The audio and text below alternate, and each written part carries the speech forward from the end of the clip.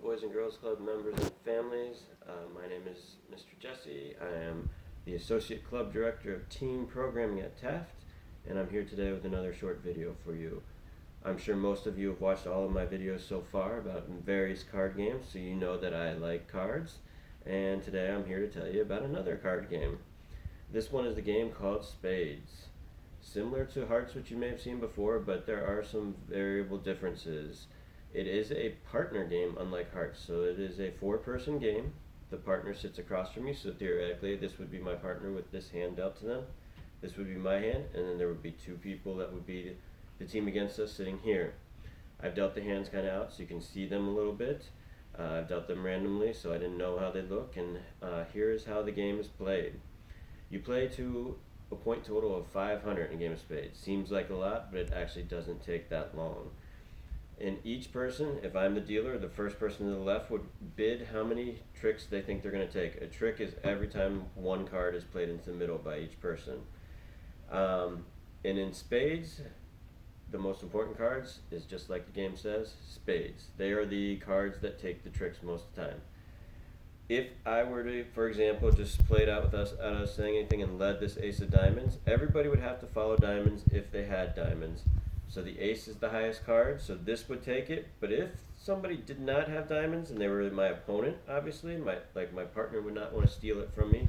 But if they were my opponent, then they could throw one of their spades on it and they could steal the tricks.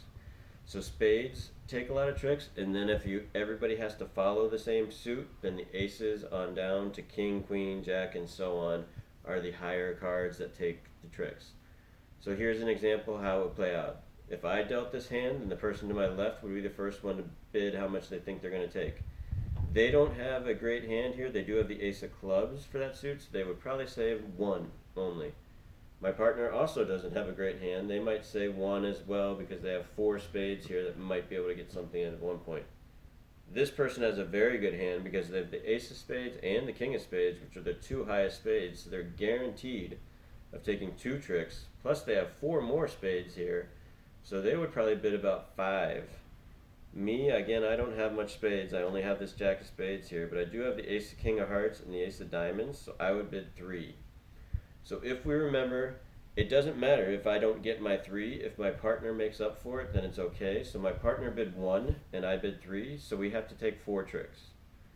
If we get four tricks, no matter if my partner takes like three of them and I only take one, even though I said three, it doesn't matter. We got what we needed to. They had this person bid one and this person bid five, so they have to get at least six tricks combined. And here's how it works. The person to the left would always lead out. They can lead whatever they want except for spades. Spades cannot be led until a spade is played somewhere along the way. So they'll lead their ace of clubs because they're hoping to take it.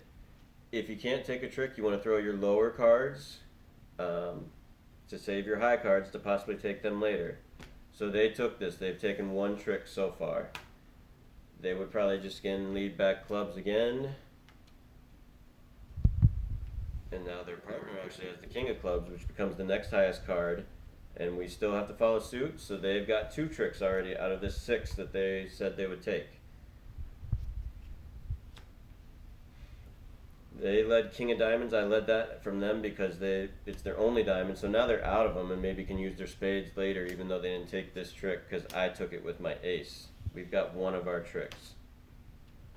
I'm going to lead now the ace of hearts that I thought I'd take a trick with. And I got that, so now we've got two tricks on our side. And then I'm going to lead the king of hearts that I thought I'd take it with. And here you're going to see where I'm actually not going to get that trick because when it gets around to this person, they don't have any hearts. And they know that so far it's my trick that they're going to take and they're going against me, so they're going to throw one of their spades, which now trumps my heart and takes that, so they've now gotten three tricks on their side. I'm going to stop going from here and just kind of, they could now lead like the ace and king of spades could be their next two leads and they're guaranteed to take that, and you have to follow suit, so like I would end up being out of spades. But I'm going to just say that this round ended, and let's say, for example, because I want to talk about how scoring is done, let's say, for example, my partner and I got the four tricks, even though I only ended up taking two of them. My partner ended up somehow getting two, so they were able to save me a little bit. And they got the four tricks. We got the four tricks combined. each trick that you take that you bid, so had 4 bids, is worth 10 points apiece. So you multiply 4 times 10 to get 40. So that's how we get to 500 a little quicker than it might seem. So we would get 40 points. Let's say there's 13 tricks every time because you're dealt 13 cards. So let's say they took the 9 other tricks. If you remember, they bid a combined total of 6. So they get 6 times 10, which is 60 points. But they have those 3 extra tricks as well. They have to add 1 point apiece to their score, so they now actually have 63. So after the first round of cards that were dealt, it's 63 to 40 this team. It would then go to this person to deal next.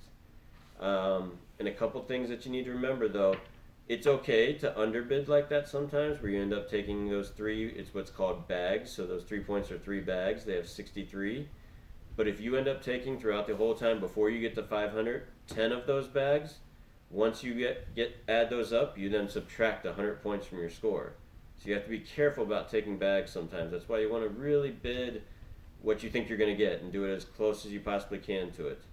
And a final thing that you can bid, if you get dealt such a bad hand that it doesn't look like you can take any, that's not actually always a bad thing. You can bid 0, and if you are correct and you end up not taking any tricks whatsoever, it's the other 3 people that are playing that take all the tricks, you get 100 points for not getting anything. So it's not always a bad thing to bid 0. So again, that was my deal. It would go here, and you play around from here, and it just keeps going. The deal goes around and around until you get to 500 points. First team to 500 wins, and you can play it again. You can learn more about this online, obviously. Hopefully you have some friends out there to play. You want to come to the club when you're ready, when you feel it's safe. I'm here to play any card game, as you've probably watched, like I said, all my videos before. So I'm here to play those card games with you.